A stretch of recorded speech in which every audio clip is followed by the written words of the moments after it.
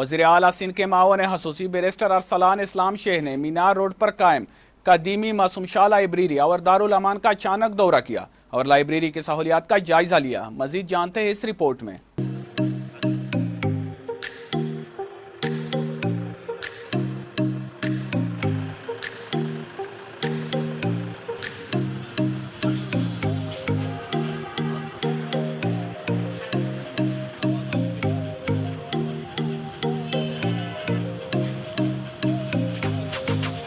वज़ीर आला सिंध के मामले खसूसी बैरिस्टर अरसलान इस्लाम शेख ने मीनारा रोड पर कायम कदीमी मासूम शाह लाइब्रेरी और दारुल अमान का अचानक दौरा किया। लाइब्रेरी की सहूलियात का जायजा लिया और स्टूडेंट से बात की। उन्होंने सक्कर के इलाके लोकल बोर्ड पर कायम दारुल अमान का दौरा भी किया। इसमें मकीम खवातीन से मिलने वाली सहूलियात पर बातचीत की और उनसे पूछा कि आपको यहाँ पर कोई परेशानी तो नहीं है, आप लोग सिंध हुकूमत की जानिब से मिलने वाली सहूलियात पर मुतमईन हैं। जिस पर खवातीन ने सिंध हुकूमत से मिलने वाली सहूलियात पर इत्मीनान का इजहार किया और वज़ीर आला सिंध के मामले खसूसी बैरिस्टर अरसलान इस्लाम शेख का शुक्रिया अदा किया।